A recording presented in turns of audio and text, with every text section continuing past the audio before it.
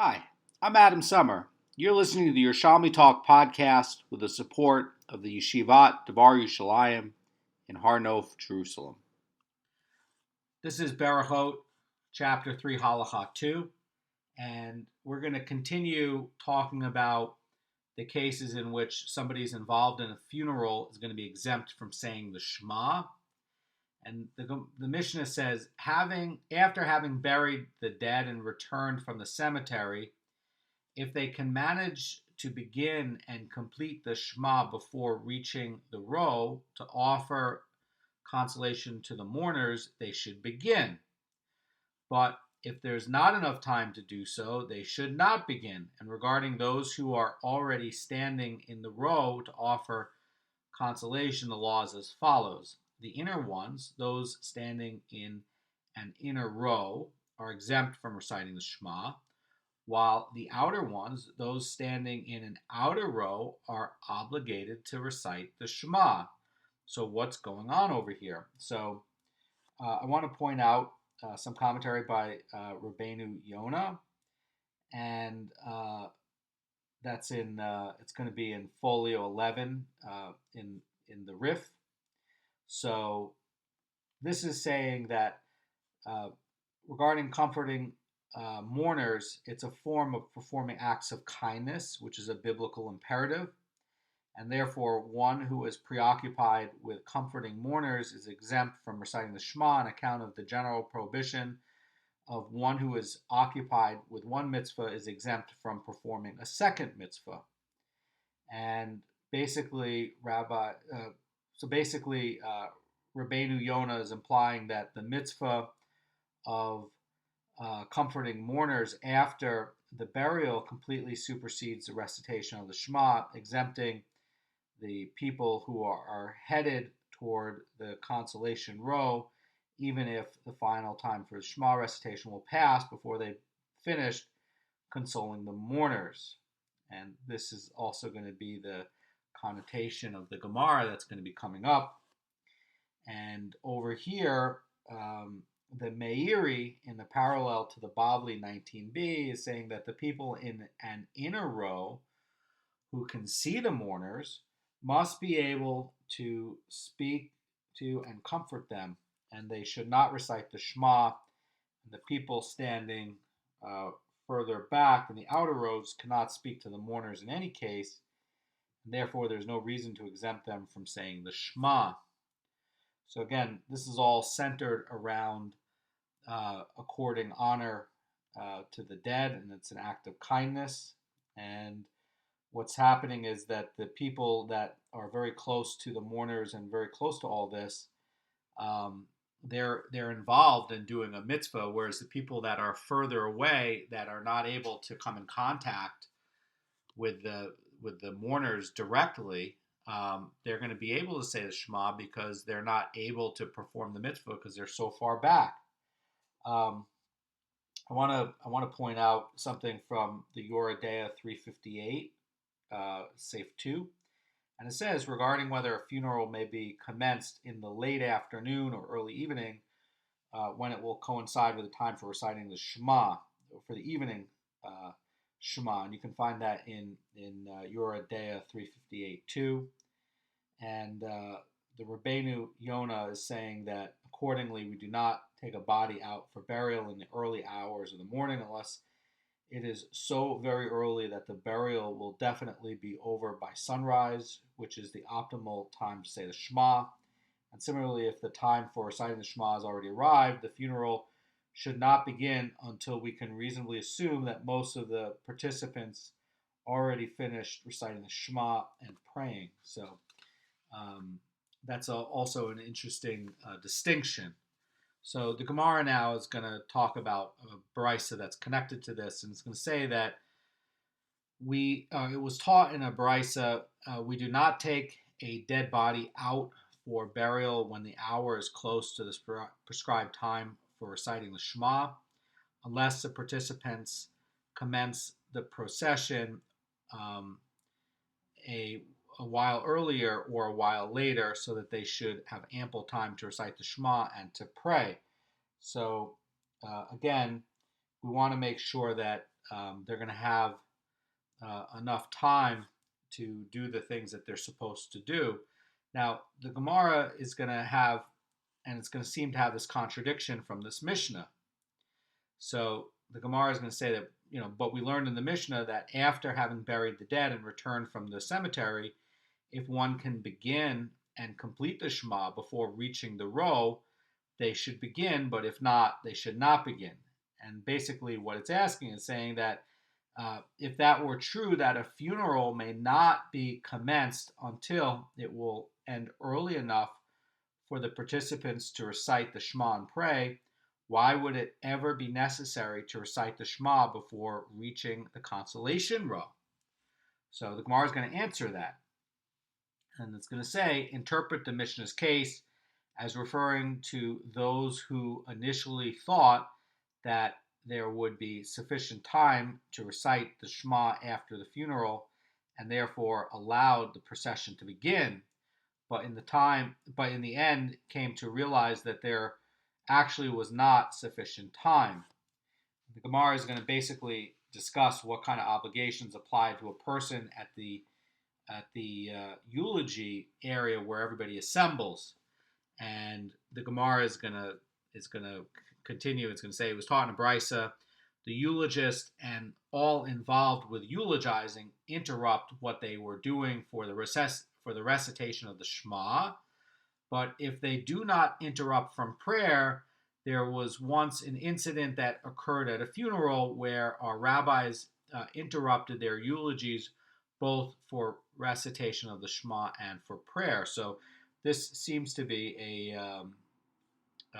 an interesting case. Rabbi Yonah is saying that the rabbis, in disagreement with the ruling in the first portion of the brisa, held that eulogies are interrupted for both the Shema recitation and for prayer. So basically what's going on here is that this Tana is basically maintaining that all the people in the assembly, while obligated to recite the Shema, are nevertheless going to be exempt from prayer. And either that could be a case of maybe prayer could be rabbinic, or because prayer is going to have something where you need a certain amount of concentration for the entire amount of time, and whereas the recitation of the Shema is a much shorter amount of concentration for the time that you have to concentrate for it, and it's only at the very beginning. So it's unclear why this Tana has the opinion, and for which of the reasons it would be. And the Gemara is going to point to what looks like a conflict between this brisa we just talked about and this Mishnah. So the Gemara is going to say, but we learned in the Mishnah, if they can manage to begin and complete the Shema before reaching consolation row, they should begin, but if there's not enough time to do so, they should not begin. So in other words, what this is really asking is they're saying that how does this, fit together with the brisa, which is requiring the person who's going to eulogize the dead person to pause and say the Shema? How's that going to work?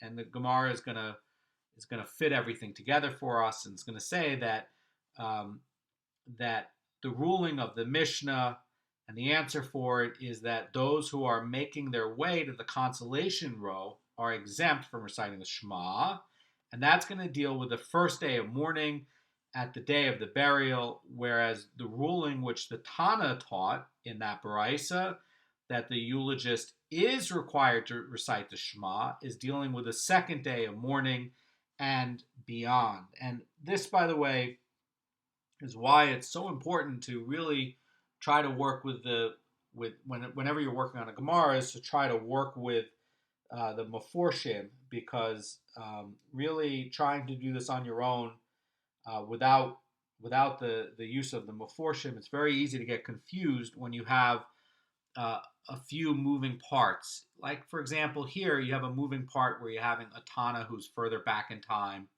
and then you have another moving part where one part is happening on day one and one part is happening on day two, and then you have another moving part where you have the row of people that's close to the mourners, and then you have another moving part, which is you have a row further back that's not next to them, and then you have clarifications between the Gemara and the Mishnah, and you have clarifications between when this is occurring. And without the Meforshim to help us to fit this together, we would just skip through this and miss the halacha and miss the law. And that's really why you always need to spend a lot of time looking at the Meforshim whenever you learn a Gemara. Now, the Gemara is going to look at a subject that's kind of connected to this, but it's a little bit off topic, but it's still connected.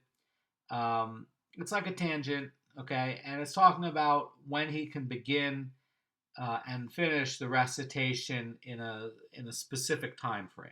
The Gemara says that Rabbi Shmuel bar Advuma says, one who enters a synagogue to pray and finds the congregation already standing and praying in the Shemona Esrei should conduct himself as follows.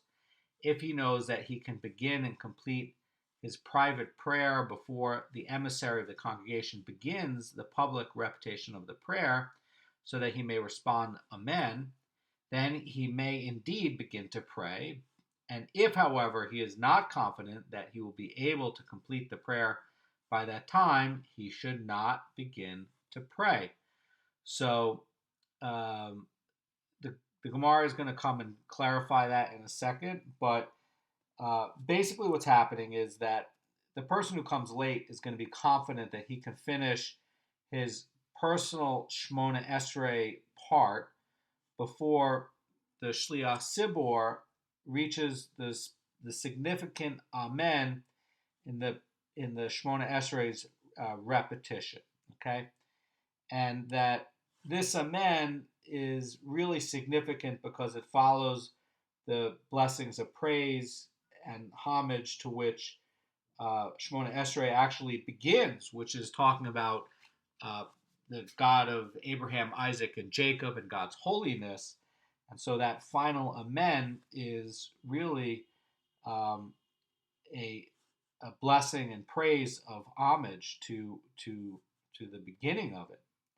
And so the Amen at the end is going to have really important significance, because the blessing of the part that says who hears prayer is actually the last of the blessings that compose the bulk of the Shemona Esrei prayer, and it encompasses a lot of other blessings, and it has a lot of like supplications in it where you're asking for things, so that this Amen at the end has a lot of symbolism to it. So the Gemara is going to clarify what's going on over here, and it's going to say with regards to which Amen were they the rabbis speaking here, and this matter was addressed by two Amorim, says the Gemara. One said that they were speaking of the Amen response to the blessing of the Holy God, which is this blessing in the Shemona Esrei, and the other is saying that they were speaking of the Amen response to the blessing of who hears prayer. So both of these Amens have a lot of symbolism and meaning to it, and the question is, which one is it going to be? And the Gemara is going to explain that there's actually no halachic disagreement between these two Amorim at all. Rabbi Pinchas says in the Gemara, and they do not dispute one another, for the one who said that the rabbis were speaking of the Amen response to the blessing of the Holy God was discussing the law that applies on the Shabbos, when the blessing of who hears prayer is not recited, and the one who said that they were speaking of the Amen response of the blessing of who hears prayer was discussing of the law when it applies on the weekday, and that who hears prayer is when the blessing is recited. And everybody agrees that the latecomer may not begin the prayer if this will cause him to miss either of these two amens. So very, very interesting. I want to point out a note by the Marafulda about this. He's saying that during the week, it is permissible for the latecomer to begin his Shmona Esrei even before the Shliach Tzibor has reached the Amen of Hakel HaKodesh, as long as he will finish in time to respond to the Amen of Shomea Tefillah. And this explanation fits somewhat better than the original statement by Rabbi Shmuel Bar Abduma, says Marafulda, which speaks of one who finds a congregation standing and praying. And this implies, says the Marafulda, that the Shliach Tzibor has not yet begun the repetition of the Shemona Esrei. And however, most of the early authorities who quote this sugya take it to mean that neither Amen may be missed even during the week. So that's a deep point, and basically one is talking about during the week, and one is talking about on Shabbos. And the Gemara is going to go back to the topic of the Shema exemption and talk about these consolation rows. The Gemara says that it was taught in a Baraisa. Rabbi Yudah says even if they were all waiting in a single row to console the mourners, those who are standing there merely out of respect are obligated to recite the Shema, and only those who are standing there because of a mourner are going to be exempt. So the Haredim says that Rabbi Yudah disagrees with the Tana of the Mishnah, who states that anyone in an inner row is exempt from reciting the Shema, and according to Rabbi Yudah, those who have come merely to show respect for the mourners remain obligated to recite the Shema, even in a case where all the people are standing in the front.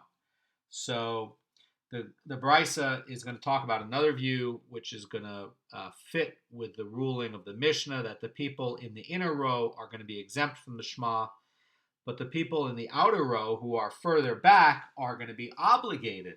So again, this is a case where the people in the further row, it's not the mourners are not easily accessible to them.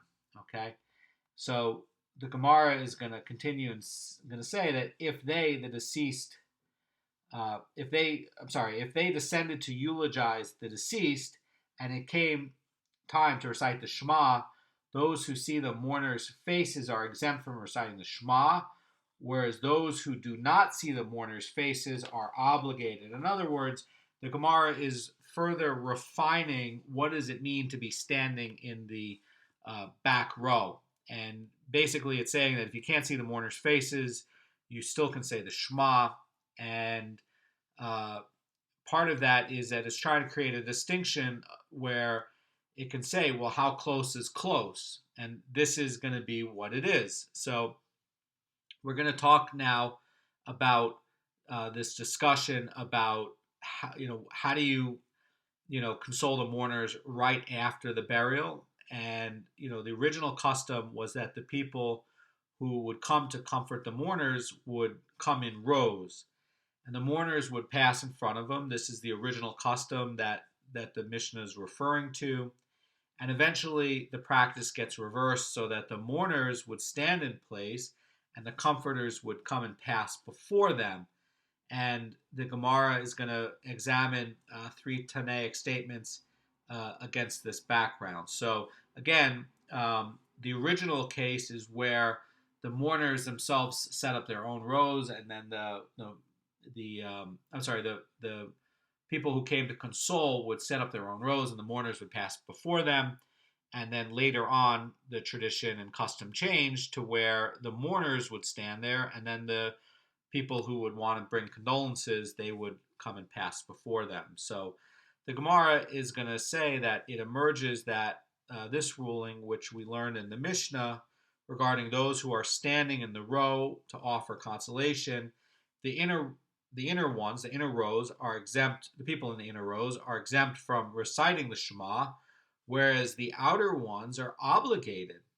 And the point about this, again, is that the people in the back rows, they can't see the face of the mourner. That's going to be the triggering point on who's going to qualify for being in the back row.